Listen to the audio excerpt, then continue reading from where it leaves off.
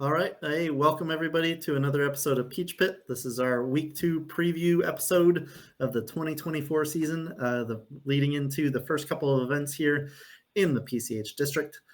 So we'll have a couple of week 2 event previews for Dalton and Anderson for one Georgia and one South Carolina event coming up. But before we get started, we have to make the usual disclaimer. Any views or opinions shared on this show are solely that of the individual contributor and do not reflect the views of Peach Pit, any FRC team, First, George First, South Carolina First, or any of their affiliates and sponsors. So the idea behind this show is to serve as an FRC talk show that focuses primarily on the Peachtree District. We're going to be talking about a variety of topics, so don't be surprised if you see us drop some hot takes. Ultimately, we're hoping to provide some entertaining and engaging discussions. First of all, we'll kick things off with some introductions. My name's Kellen. I'm former auto mentor, but doing a lot more on the volunteer side. So looking forward to some Dalton action this upcoming weekend as an FTAA and practice field coordinator. Hi, I'm David Allred from FRC 4451 Robots Garage out of Fountain Inn and Lawrence High Schools. I'm Brian Carlson with 6829 Ignite Robotics, and I'm the lead field element builder. Hi, my name's Anupam and I'm the head coach for FRC Team 9477 Lambda out of Lambert High School. All right, and I'll give Ian Trobaugh a shout out, our production manager in the background, making all this come to be and get our content out there. So thanks, Ian, for what you do on the back end. All right, let's go ahead and jump in. Since we're a week 2 events starting, our PCH events are starting week 2. We got to see some good action in week 1. What were everybody's thoughts on what you saw for week 1 action around the world? Well, I guess I'll start. Depending on what region, you either had a very high octane offensive game with lots of hits or defense, or one where it was more about trying to get just as many points in the speaker as possible.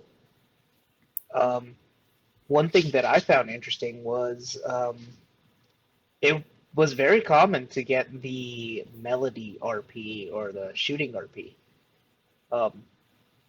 Definitely thought that would have been a little bit more like a little less common than I thought during week 1. Because in the past it's been kind of backward, or it's been the past. The end game RP has been a little bit more easy to get versus the like main objective RP. So this year seems a little bit backwards. Yeah, I think typical week 1s, depending on district and regional, right? But in PCH, right, week 1s have been who got their bot the most finished, right? And it was definitely not something you'd see at week 3. It was just getting functionality going, right?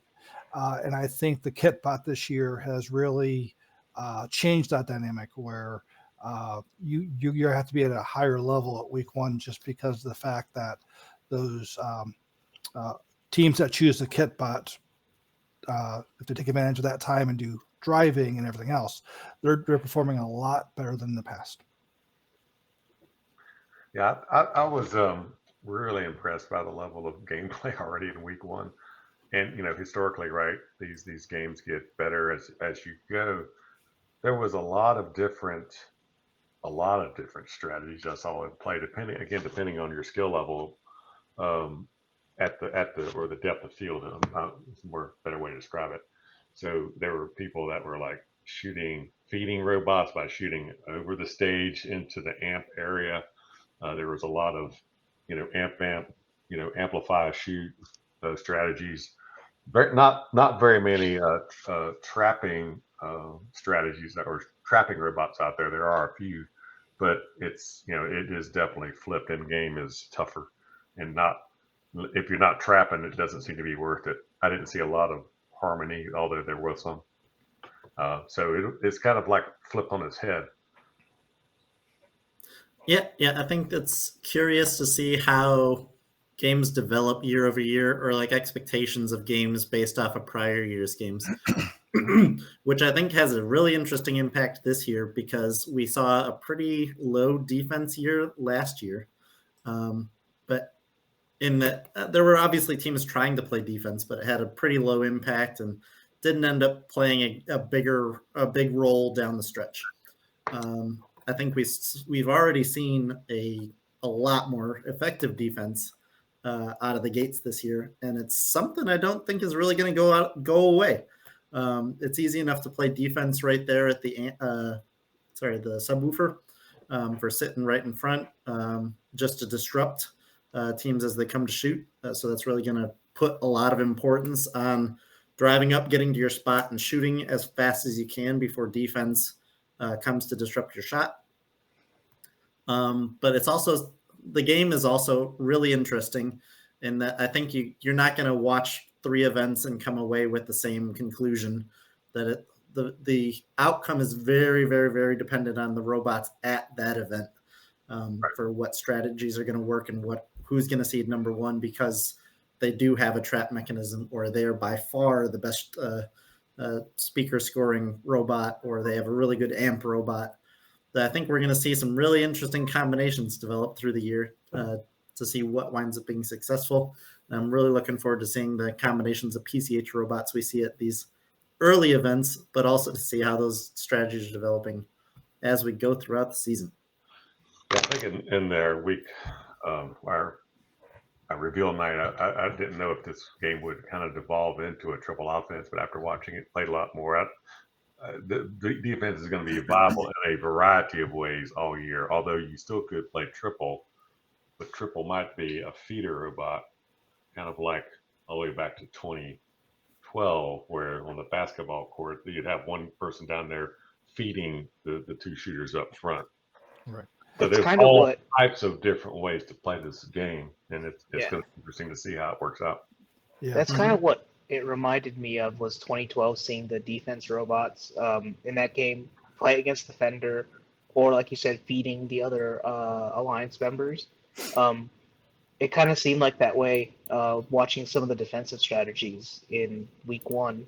You'd have the robot crossover and play against the Fender Right. or the subwoofer in this year's game. Very reminiscent of that 2012 game. Yeah, I guess the thing that I guess people haven't figured out is if you're at a regional where there's high level shooters that are doing amplify, amp, and then start amplifying the speaker shot. Defend the amp. So, try to slow that part down because that's their strategy, right? So they're waiting for that amplification. So stop that. Yeah, the one thing I thought was kind of interesting looking at the gameplay. I think you can definitely change wildly during, especially in playoffs where you might, finals when it's 2 out of 3 and you're trying to, figure out that one edge. It's similar to, I think, in 2022 at DCMP when Ignite and Otto teamed up and it was G3 was our 3-bot going up in semifinals versus 1771 and in Walton, and I forget who the 3-bot was, but we went and did 2D. I mean, they were by far outgunning us, but we were able to send Double D and take Ignite, who is probably maybe the second best shooter on that 3. And try to outscore the other ones just because they slowed down the other 2 bots. And that kind of strategy could work here, where if you can't outgun them, you could try that Double D and slow them down, right? Well, yes. And on that note, you have to be really ready as an alliance to pivot from your strategy should the other alliance change things up. That part of me wishes we got to see 3-match series between alliances just so you could see that strategy develop very clearly for one alliance against another. Obviously, we get to see that in finals, but I think the double elimination bracket sets up very interestingly as well. All right, we tried this in our first match. What strategy are we going to try our next match? That very much creates any kind of chess match, especially when you get talking about autons where you're getting your game pieces from. Are you swapping one robot from this role to that role? Are you swapping middle of the match? Part of me is concerned that we're already this game seems to be being played at a really high level this early in the season. So where does it really get to go from here? Are we already close to it?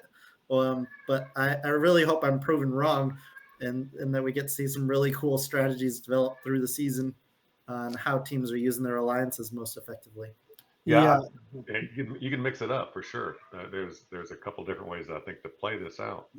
But what's clear early is, autonomous is critical.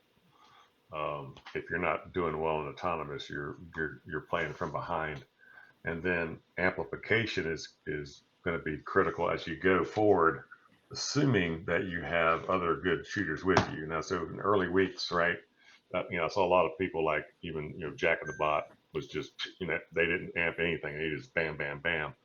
But if you look at their note count, they were double anybody else. So it didn't really matter, right? So amplify didn't matter to them because they were just blowing it out of the water. Very fast machine. But so I think we'll see that kind of level of play here where we're mainly speaker shots instead of amplify shots until maybe district champs or later, week 4 or 5, where that amplification might come into play in Peachtree. Yeah, I imagine we'll see better and better autonomous modes start racking up through the district season.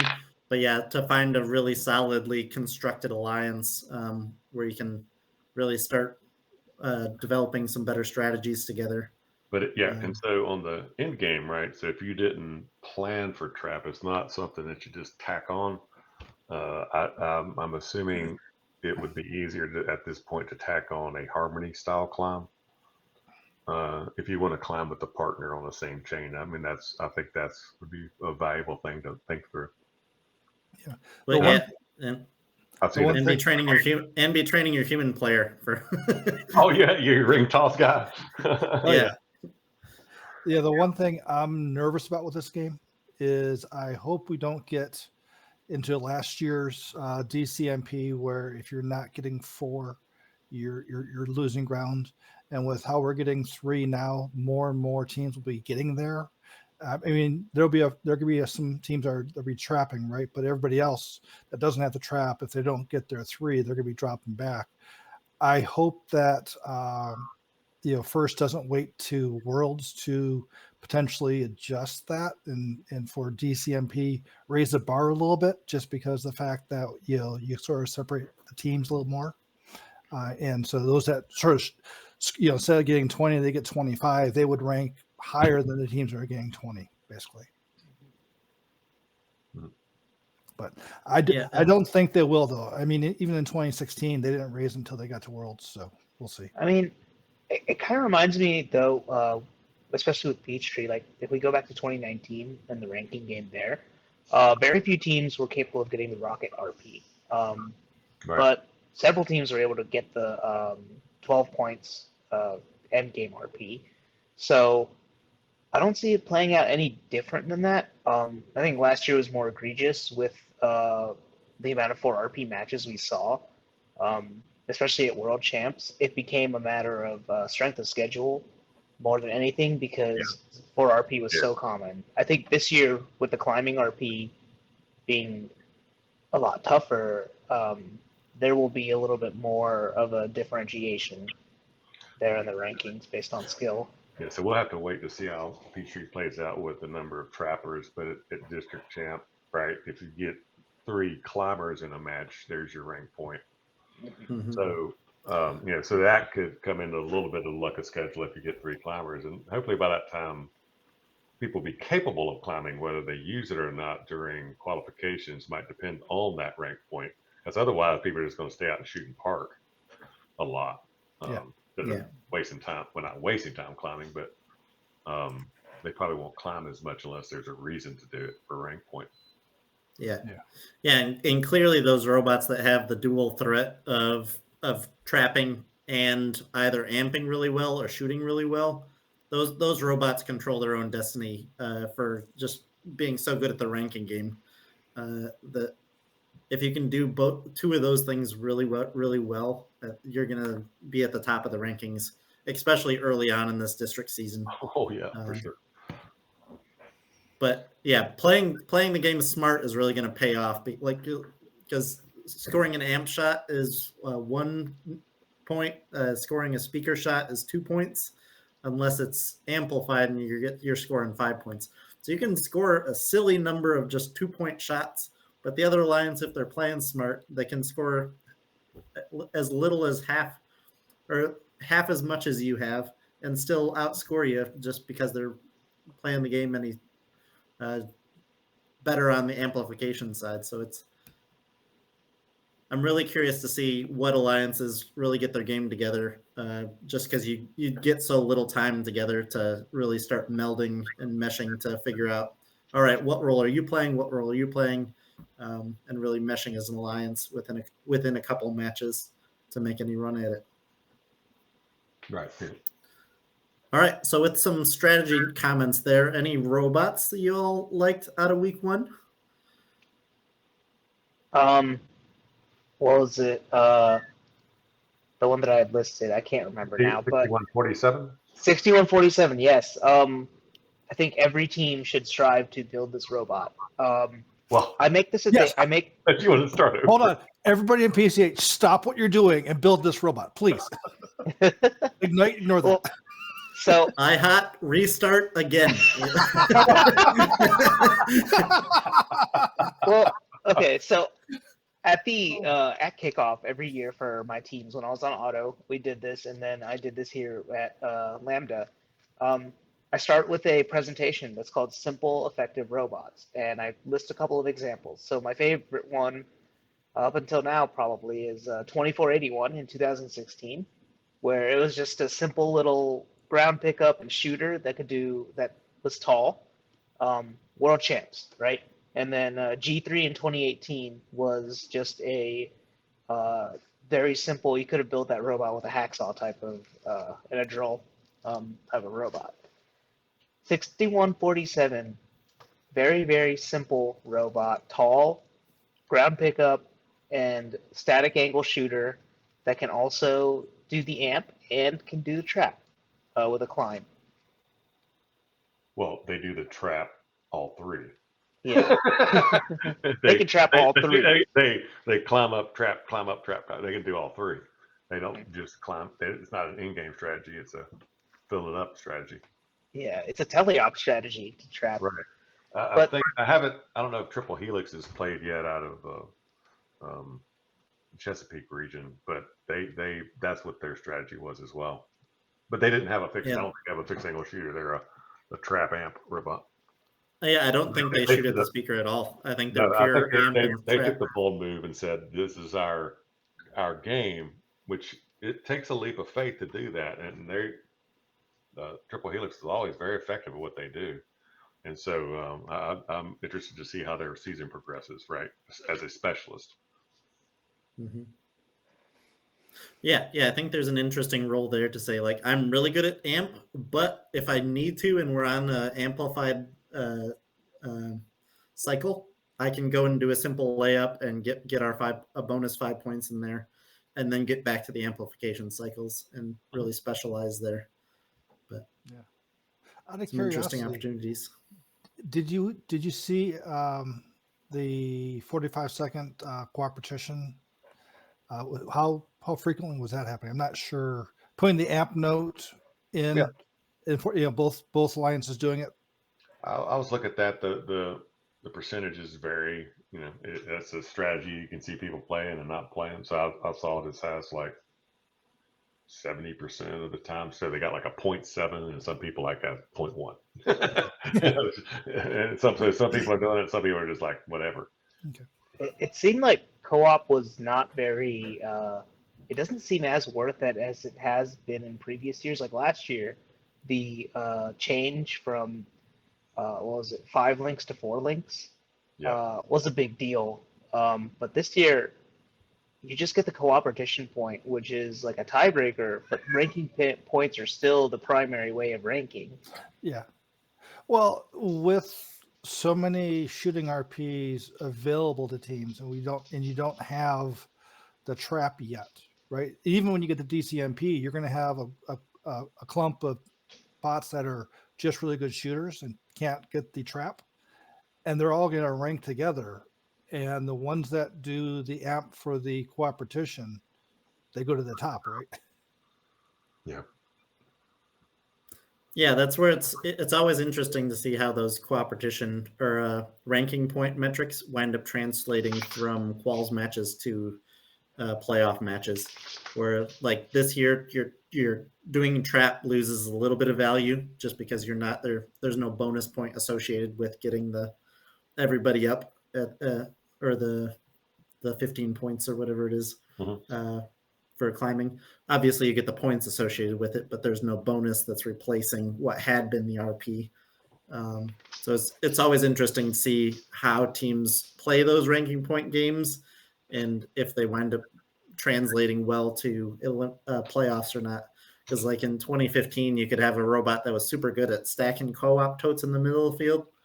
Those didn't matter in in eliminations, but yeah, another interesting transition to take place of, all right, there's a very different game we're playing for quals and a very different game we're playing for playoffs, just to make sure we're emphasizing scoring points rather than focusing on trying to hit your mark of 18 notes or 15 rank climbing points. But Right.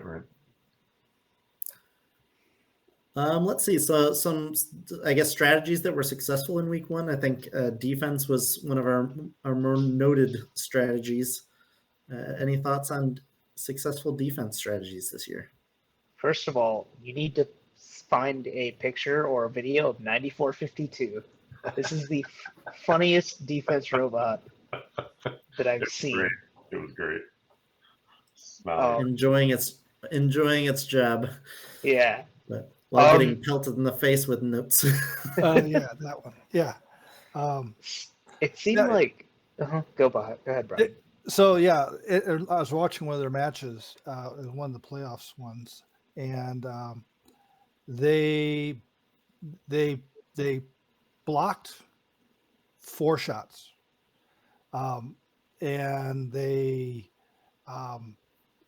probably impeded a 5th, and so that's a lot of production. That because if I can shoot 5, but I can block 5, Same number. it's the same number, right? So One if I can get a little better at that, so I think defense is pretty effective. I think the other interesting strategy we'll see develop there is the robots that block a shot go immediately pick it up and spit it to the center of the field, just to get it out of that zone. I was going to mention that earlier. I think that's going to become, if you're going to play speaker defense, that's what you got to have world champ level. You got to be able to move those notes to the middle of the field accurately. I guess the other option is you could. You have to be accurate with that shot as well. Yeah, you could kick or push them towards your team's source would be another way to do it. I guess so. Yeah. That's not much. Take away those easy shots from the other alliance instead of just leaving them there on the floor for them. Mm-hmm. Yeah, I've seen people piling them up around the amp area to amplify and then hit amplified shots with the stockpile. Yeah. This game seems to involve having very active eyes for where those free notes are on the ground. If you can cut a cycle short, just like most any game out there, but if you see a note on the ground, especially if your amplification cycle's running, you got to get the fastest note you can to get it in that goal. Yeah, I think drive teams specifically need to focus on 2 things. One is always look on the floor before you drive across the field. I was seeing teams not doing that, and some of them. You may have to have communication set up within the drive team, human player, or across teams. But if you don't do that, you're going to be losing out in cycles. The second thing that I saw, and David, you even mentioned it with it was high tide, right? When you have a problem with your robot and something goes wrong, pivot to defense, right? You have it's very impactful, and be ready to change based on what you need. Yeah, it's more impactful this year than last. I mean, there were people that had problems last year and pivoted to defense, but the cyclers had much more room to maneuver than around the source. And drivers, watch videos and figure out how do you get around How do you get around that? Oh yeah, I've been stressing to my student driver. You need to figure out not just how to get into position, but how to get around that defender and how to trick them. Yes. It's All a right. pretty clever game if you look under the hood. Well, that and for defense too, you can play it at the source because that's where all of their scoring robots have to go. So you can obviously wait at the scoring end or the intaking side, but that kind of drive cycling makes me think anymore of 2017 for like having to go around the far side of the airship in order to come back around. But I've seen a lot of payoff and benefits for being a short robot and being able to drive right under the stage. To have that be a very practiced cycle to know to sweep under there cleanly and effectively instead of mashing into one of the stage legs. But get familiar with those cycling lanes. I would be kind of interested in seeing the numbers for defending the subwoofer versus defending the source.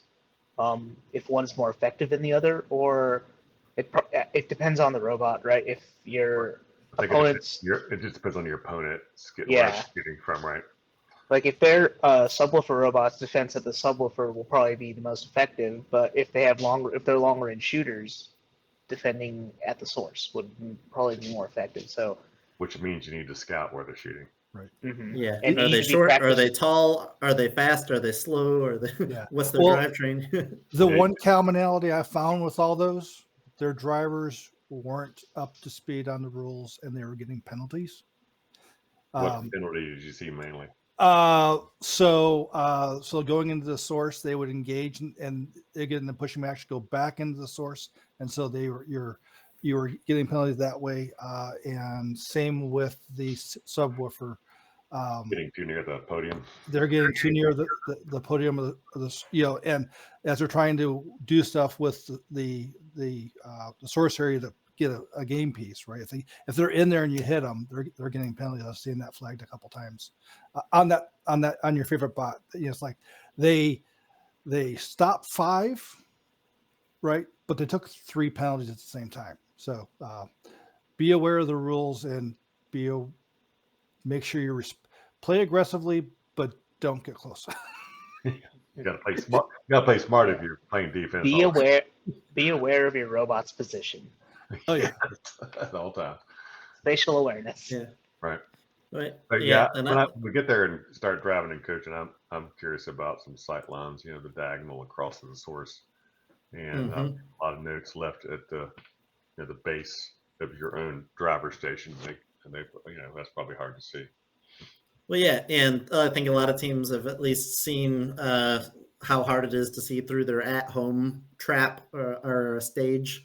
But yeah, seeing what that's really going to look like on a real field to see, is it more transparent than we're used to, or how much can we really see through there? But yep. Okay. All right. Any thoughts on assisting or amplification strategies before we get into our previews? So some of the effective strategies weren't just single cycle or robots just continuing to cycle. I think there were several instances where robots were just tossing notes when it was legal to do so towards their partners and shortening cycle times for their better shooting partners. I think there was a famous example of this in one of the Texas district events. 3005 was just staying in one right up next to their I can't remember the terminology, but like near their subwoofer, and both of their partners were just going to the source back and forth and feeding them notes. So the 3005 just stayed in the right up close to their speaker. The wing. Yeah, right? the wing. The wing. While being fed by their 2 other partners. We're both capable shooters, but I guess they're just winging it, huh?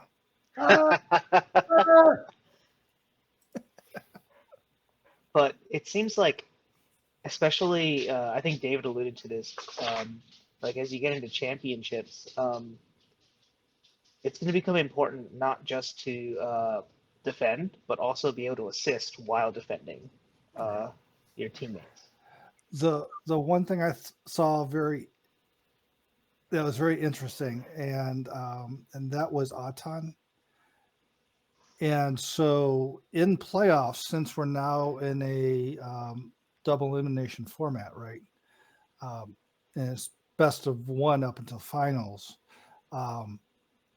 You don't really get to see what all the teams were doing. And I was watching the Milford finals from Michigan, and in match one, they ran each side ran different Autons, and in match two, they switched up, right? So it's gonna be very interesting.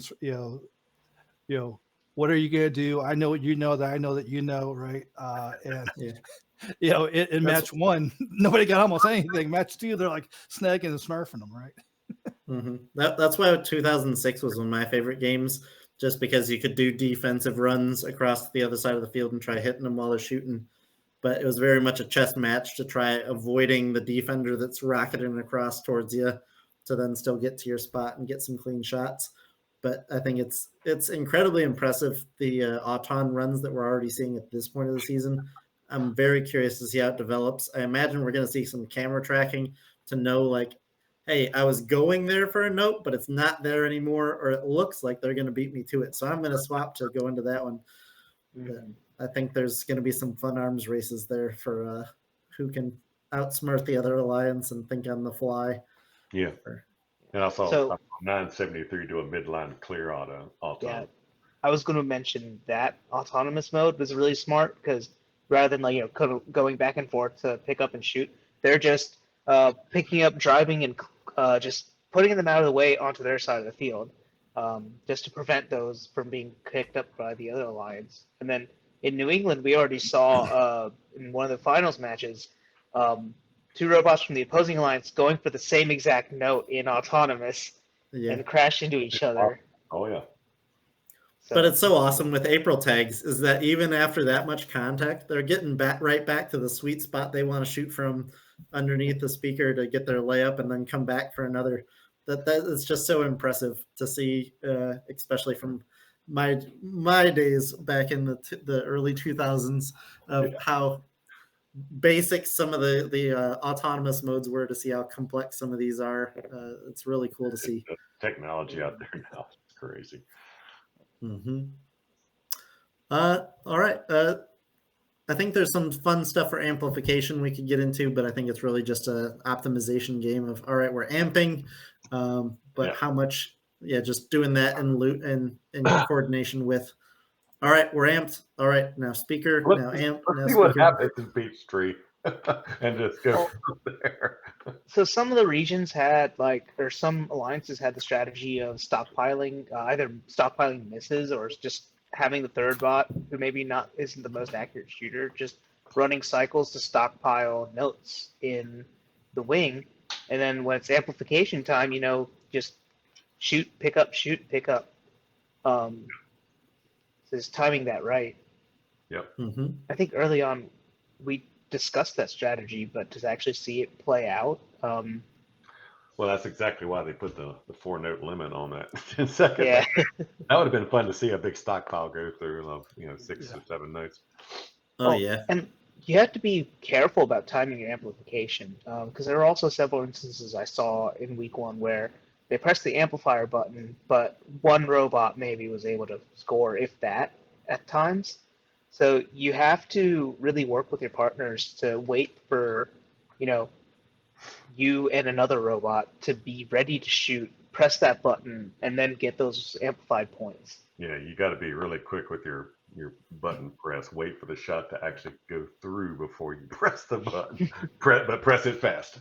Mm-hmm. Lots of timing there. But all right, with those kind of strategy week one reactions, we can go ahead and jump into our previews for this week two in PCH. We'll go ahead and start with our Anderson preview. That's our first South Carolina event this year. I think the second one's week 4. And that one's is it Hartsville? It's in Charleston, right? Charleston, North Charleston. That's right. Yep. I keep getting that one mixed up. But David, what are your thoughts on our Anderson event coming up? Oh, I'm super excited about it, right? We got 32 teams coming this year, up from 27 last year. 9 teams from Georgia. Even I was looking back at the last time, right before the Peachtree, district started. I think there was one Georgia team that came to Myrtle Beach that year. I got 9 coming this year. So that's going to be super exciting to see the mix that early. I love that part. We also have a total of 3 rookie teams and 1 second-year team here. We got 2 rookie teams out of Georgia. Anupam's Lambda team, 94-77, and the Dawson Dino Nuggets, 95-61. Yeah. And then a new team here in the Powdersville area called Patriot Prime. And they are, a brand new rookie team. They actually, I talked to them over the past couple of weeks. We had a SWAT team go in there and make sure they were up and ready for their first event, since they are rookies, and they're ready to go. And their Patriot Prime part there, I think they went with the Transformers theme. I said, hey, there's another team that kind of did that. So you're in good standings if you go Transformers theme. So we also have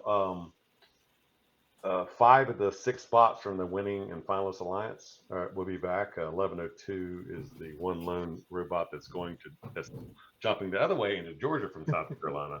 So 4451 and 6961, the side bots are returning champions, and the finalists of Technical Terminators 1051, Viper Drive 3490, and the Georgia team 100 Scholars 3091 are all back. So it should be a wild one. Can I just say that it's nice to see the cross-pollination in district events now, with Georgia teams going to South Carolina and South Carolina teams coming over to Georgia for their events. This is something we haven't seen since the days of the Peachtree Regional, and it is nice to do that. So if we could, I would go to Anderson frequently because it's a nice short drive for us. Unfortunately, since Gwinnett's week 3, it really limits our flexibility. We really don't want to do back to back, right? Yeah. I've been there too many times. Yeah. But it always looks nice. And the other thing that I noticed about the lineup at Anderson is if you look at the final top 10 rankings last year, 5 of the top 10 are there, and you still have more, right? So it's going to be a very challenging competition. It's pretty. It's got some depth to it. One thing we mentioned early on at the season kickoff back in January that the fact that Georgia dropped one event to go down to 4 Georgia events and 2 South Carolina events, that has an awesome side effect of having all the remaining 6 events are larger. And is gonna slow things down. Number one, for quals matches won't be quite as hectic for getting from one match immediately prepared back for another. I imagine there'll still be a little bit of that, but not nearly as bad. But you get that better depth. You get a lot more teams to choose from for alliances rather than being down to a 25 or 26 team event. I think that does a lot of awesome things for all the events left in PCH to result in some better competition and some better event experiences for teams. Oh, yeah. And it'll be nice to have test matches too. Match. Well, those of you in South Carolina were doing practice matches before. Test matches. Test match. But us Georgia teams, this will be a new experience. We were just testing the field, make sure it worked. Proof of concept. We were doing. Right. Well, and this year with the April tags and people, that's really going to be important because I know the field team's going to set that up as best as they can, but the reality is it's not going to be engineered like NASA. There's going to be a little discrepancies, and getting your butt out there and seeing that is going to be important. Mm-hmm. Right. Yeah, the getting experience with the real thing has so much value. Obviously, there's been your calibration time and adjusting your camera settings to make sure they're reading the April tags just right and going out to measure it. But seeing how your robot's interacting with the real thing before your first quals match that actually counts has a huge impact on your performance, especially if you get to do that a few times through the year for a couple of district events and district championships. That the more that you get that experience with the real thing, the better. Yeah. So one thing I think in week 2, in one of the 2 competitions, you're going to have a kit bot ranked top 8. Let's save our hot takes for Thomas's donut shop. Anupam's raising his hand over there. He's like, "I'll do it. I'll do it. I'll make it bot based." Right. I think the kit bots are going to have a fun time. I think it's going to be a more enjoyable experience for all the teams because of it, and it makes this game more exciting. But yes, and I'm not gonna techno titans you Anupam, but yes, I know you've been working hard at trying to evolve your bot and make it better, and I'm sure a lot of other teams have also. So I think there'll be a top 8. Yeah, I'm curious to see. Obviously, we've got 1102 coming over to Dalton. They've done some damage at Dalton in the past for 2020 before things shut down with COVID, and I believe they've done some work there prior to that as well. But yeah, a lot of Georgia teams are used to seeing around at events is 1102. But yeah, again, excited for that crossplay between the 2 states to see each other a bit more before having your 2 events and really seeing Georgia for the first time at district champs or South Carolina for the first time at district champs. So, kind of an interesting note on that note. I think this is Walton Robotics 2974's first year not doing Dalton since it's been around. Can anyone confirm that? I wouldn't doubt you. Yeah, I don't think they've ever skipped it because it's just so close, right? Well, them and 1771. Those are they're pretty much always at that Dalton event. And not this year. 2974's doing Anderson with us this year, but 1771's not there at all. They're just giving it for week 3, right? Yeah. Mm-hmm. Well, and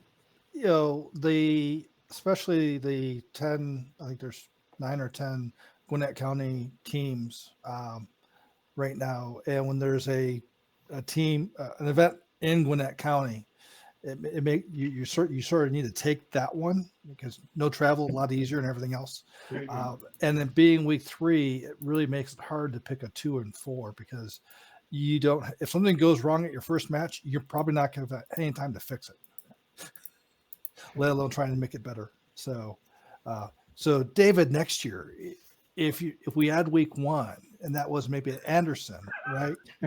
Okay. All right. I'll talk to him. We'll see. But anyway, let's talk. Let's kind of wrap up a little bit more about the preview here. So we also remember we have two of the 3 district champion robots from last year, 281 Green Villains and the Mechanisms 8736, I believe. So yeah, both of those robots are there, and I have seen pictures of 281, and of course the Mechanism showed us on reveal night kind of what they had going. I've also seen pictures or either close-ups of 342, 343, Walton's robot. Category 5 played last weekend in North Carolina, so they've already got one with the belt to practice a little bit. You got the Chargers coming back that was very successful last year at Anderson, 4189. My team, I'm hoping we'll do good. I'm doing my normal, hey, let's put some autonomous modes in it before we show up at the door kind of strategy. Then you've got, we have a lot of teams that are there every year just cranking it out. Hyperdrive, Technical Terminators, Aluminum Assault, all those usual suspects will be there cranking it out. And I'm expecting some pretty good things out of the Blue Devil mechanics this year as well. We've seen some of their robot play. Gotcha. Let's see. Obviously, they're the big contenders. Anybody got a favorite, I guess, dark horse contender within that crowd for this Anderson event? I think this gets more interesting as the season goes and we get a little bit more of a glimpse of all these robots. Yeah, hard to say who the dark horse is at this point. Not a dark horse, but a robot I've not seen yet, but heard some good things about. I'm looking forward to seeing what growth in, I guess, competitive level 343 is going to see this season. I've heard good things about their trap mechanism, and I think kind of taking that skill set into your hands does a lot for controlling your destiny for ranking really well. So curious to see how they were at our shop this past weekend. They were there. The rookie team, Patriots Pride, was there, and Due Westerners were also at our shop. It was a little bit chaotic, but a lot of fun. We don't have as much room as Walton's DE, but we may do. I'm also going to call out 9477 over here. Seeing some good things out of that robot for a nice little layup shot they got, and then nice floor intake. It sounds like some climbers are coming together. So looking forward to seeing that performance. That could be part of Brian's prediction here. We got a team coming in the top 8. There you go. Yep. I'm interested to see 4189. I've talked to them earlier in the season. They were figuring out if they're going to be going swerve or not, and so I'm curious to see where they go and if they move to swerve, how that helps them out. So, Gotcha. All right. We'll move on to our Dalton preview. We've got our defending champs, or not defending, I suppose, but the champs from the prior season were 2974, Walton 6340, Maris Manatees 8865, who I believe is Innovation Robotics, unless they. No, wait, 8865 is Tequila Droids. Did I get the numbers mixed up? Nope. Yeah, Tequila Droids. 866 is Innovation. Yeah, got those ones mixed up. But those were the champs last year. I think we've got at least 6340 returning. And looks like Tequila Droids are heading to Gwinnett for their first event. So only one defending champ, but a robot that did really well last year for that Maris Manatee robot. But a handful of others to look out for. Any thoughts on this Dalton event? Well, I think it's going to be a very mid-tier heavy event. It doesn't seem like there's going to be you have your 1102 Auto, Techno Titans, and Commodores, and Maris Manatees. But I think there are a lot of teams here that could. Tier? Sorry? You describe that as mid-tier? No. I'm saying that's kind of like your top tier, but okay. I think there's a lot of good mid-tier teams here to support in this list. So Eagle Bots out of Cumming, Georgia, they were a decent team last year. 3815 won Grits as was on the winning alliance at Grits this past year. They can carry that momentum going in. G28 Robotics and their impressive machining could make a splash.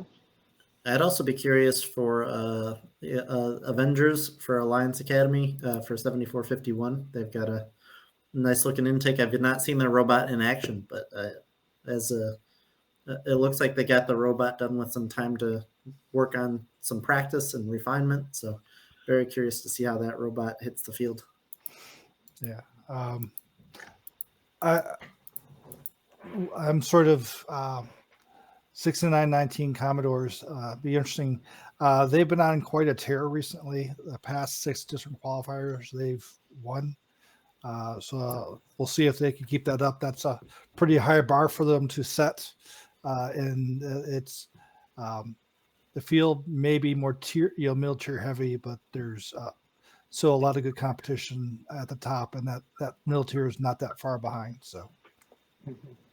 Well, and that's the thing. I think this game could very easily shift a lot of preconceptions on how the season's going to play out. For teams that were really good last year might have some struggles. There might be some teams that are on that up and up that just come out of nowhere and blow everybody away. Yeah. So yeah, you never know. Interesting to see how that first event kicks off. You never know the turnover, right? It's like we always look like, oh, they're doing the past 5 years. Well, eventually, those seniors go, age out, and you may have a smaller group of veterans and stuff like that, right? So can't look too far back. Yeah. I'm really looking forward to this event. I think between it and Anderson, I think it's very much going to be a case of keeping your eyes open, looking at other events, seeing what events or what strategies wind up working out well. But generally at these district events, you'll see that small cluster of teams rise to the top. But you're really straddling to convince that person who ends up number 1 or number 2 or number 3 or wherever you're at to I'm the best fit for you because X, Y, and Z. And I think this year with the different strategy options on how you can play a match, there's going to be some interesting conversations had there to say we're the best robot because, or they're the best robot because, and how your robot meshes with another robot strategically instead of overlapping each other and getting each other's way. Yeah. I think there's a lot more teams getting involved in scouting. I know 1261 had an event inviting some teams to join in on the real life data scouting app. And so you're gonna have a lot more data out there. So when you come talking to teams, speak from your data, right? But highlight how you could do that and how you might fit well. Because as we talked about in the things our reactions was, you can play the game a little differently, and use different bots to have those strengths and overcome some other teams. So.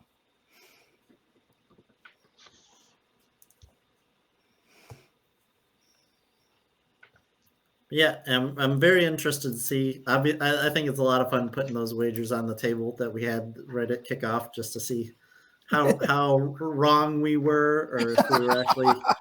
I think we've got a decent enough spread in our guesses to somebody's going to get something right. Well, the good news is we're on a streak, and after our week 0, we're like, you know what, we were really wrong about that trap, and this week we're like, you know what. The shooting RP, that's going to happen a lot earlier, right? So we got a good track record, right? Well, so it sounds like there's at least a couple robots that'll be at the Anderson event that have trap, but I'm not sure. I'm trying to think of who. I don't know. 6919 would be one of them. I think I'm trying to think who else the trap bots would be at Dalton. Maris Manatees. I saw them once at TE. I don't recall what the robot looks like, but I know in 2022 they focused on the high climb, right? That was them, right? And so I can see a team like that saying that it's really valuable, and we may choose some design choices to make that a little easier, sort of like that one bot that basically did trap 3 times. So I can see them doing stuff like that. I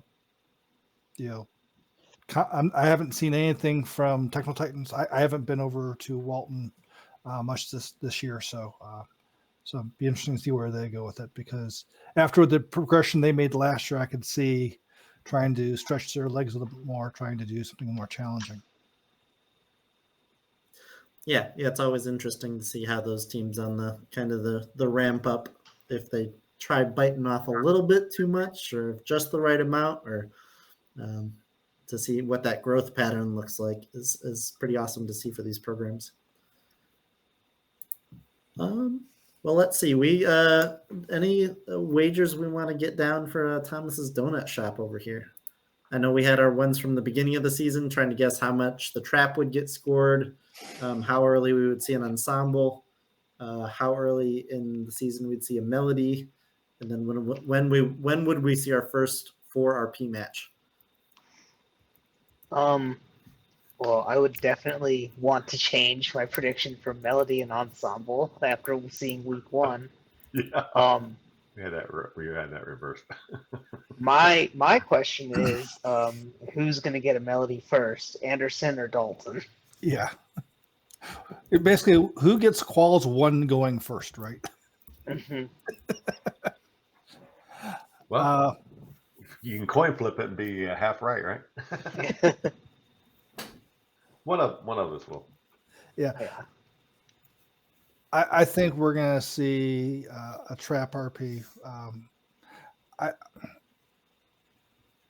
I think 1, maybe 2 bots doing it this week too.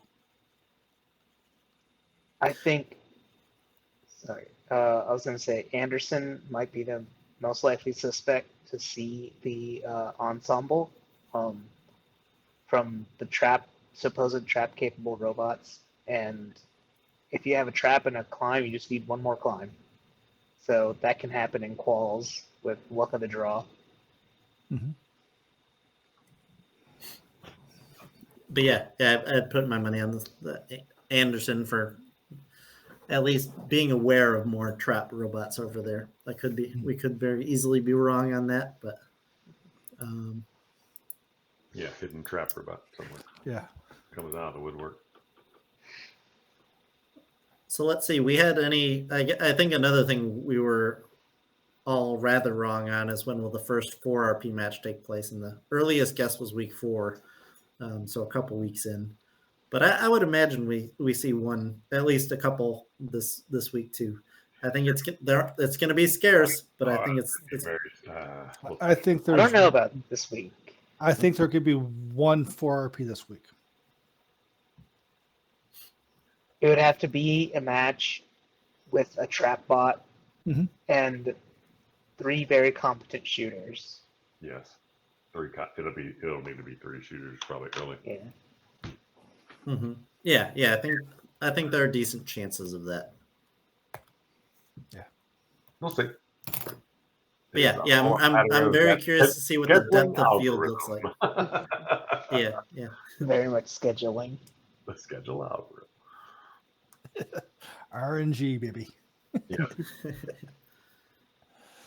So, anything else on the predictions?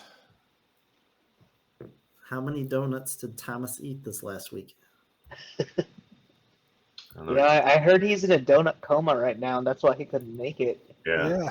Get that on us. Yeah. He tried fitting through his bedroom doorway and he just can't fit anymore after all those donuts he ate. Yeah. So I have to all of our viewers out there, stop giving Thomas donuts.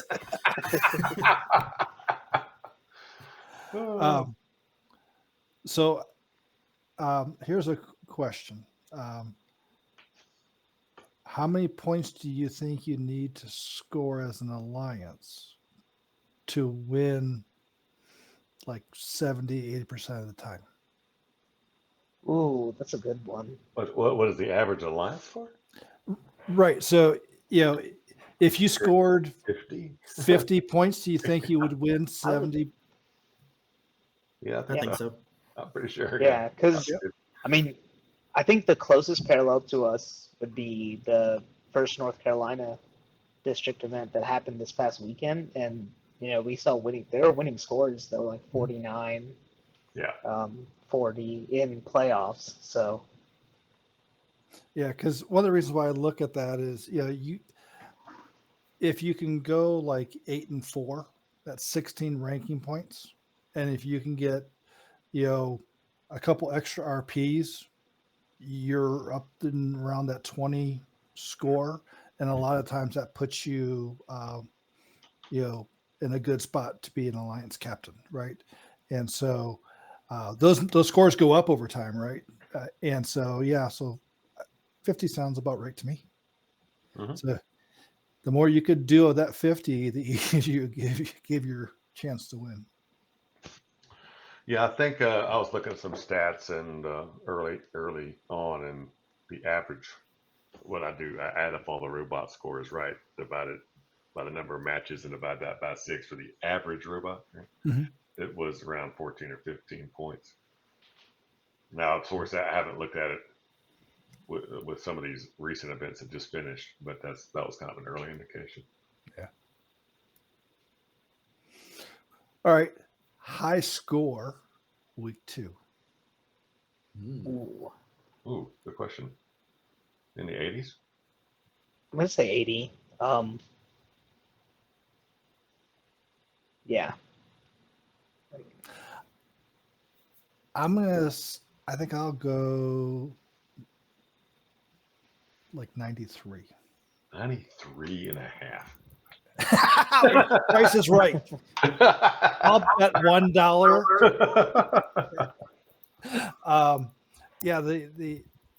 I was just amazed at getting 30 and 40 points in the playoffs coming out of Auton. Yeah, and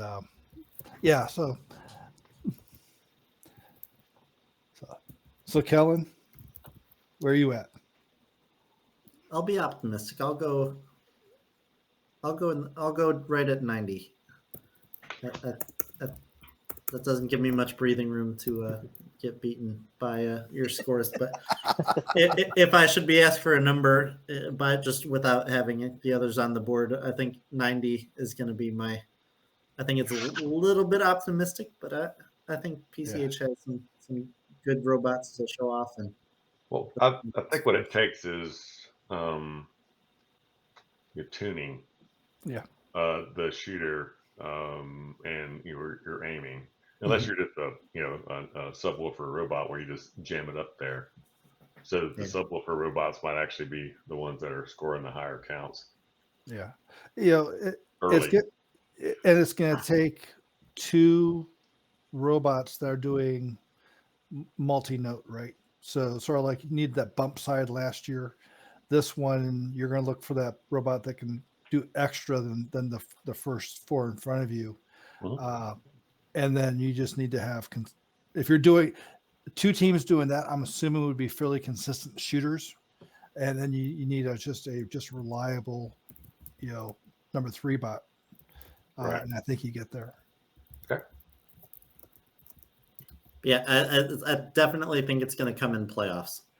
Just with the Alliance is actually getting a chance to hone that skill set just to try maximizing that score. I will. Here's my hot take. I think the high score will come from Anderson. Interesting. I'm partially agreeing. You're like, right. I'm hoping it's me. It looks like y'all have a nice shot going over there, David. It's gonna be a match with 44-51, 29-74, and 94-77. Yeah, all right, we're done. That's our alliance. We're done. Yeah. Bring it. We're starting I got it right now. All right, we're drifting. We're around that I hour got- mark. So Yeah. I think we're right about there. I'm going to put one more question up that I think will be interesting. What is the highest amount of notes a single robot will score in autonomous in just one match? A single robot. a single robot in Auton? Yeah, just 4? for this week to it. 4. Just for this event, So I'm gonna go with 3. David was too confident on 4. So I'm curious what they're doing. We're doing nothing. We're doing nothing. I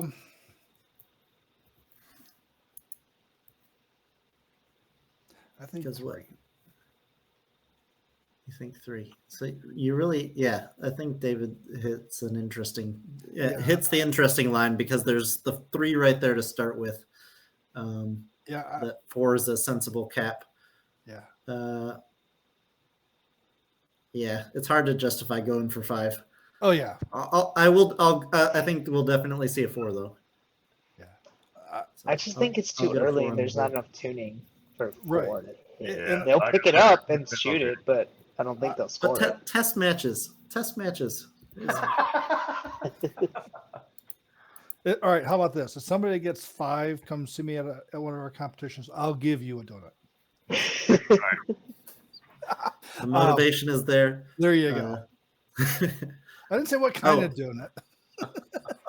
Since Thomas isn't here, does anybody have some wise words for Howard at 1683?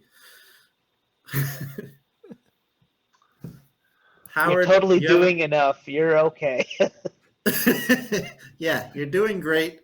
Things measure are terrible. Yourself against, Yeah, measure yourself with your own ruler. Don't you?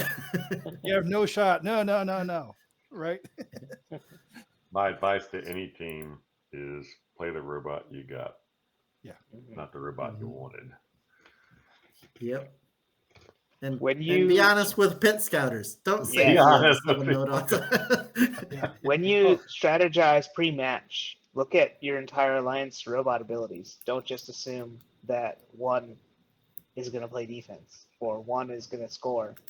Talk about your strengths and weaknesses and your experiences. Yeah, this is very much like 2014 in that regard, that you're very much a sum of your parts. That obviously a single robot can have a pretty substantial impact, but if you're using your alliance intelligently, you're gonna get out ahead. Yes, and there's lots of different ways to play this game. Don't get into analysis paralysis. Come in with a plan during alliance selection, and please make efficient, quick picks. Right? Don't need to be doing it in 2 seconds, but I know last year I went long, and it wasn't just PCH; it was across the board. If we could do anything to help that out, that'd be great. Yes, thank you. Also, make sure you have all your consent and release forms done. Makes everybody's lives easier when you show up to the event, and you don't have the headaches to run through of trying to track down a parent to sign a form. But please get those done for everybody's sake. But yeah, looking forward to getting the action started with this 2024 season. Any last thoughts before we wrap things up, or are we good to go? Good luck in week 2 to all who are competing. Yep. Yes. Good luck. Good luck. It's an interesting game, and I'm sure we'll see some things happen that have not happened before with these April tags.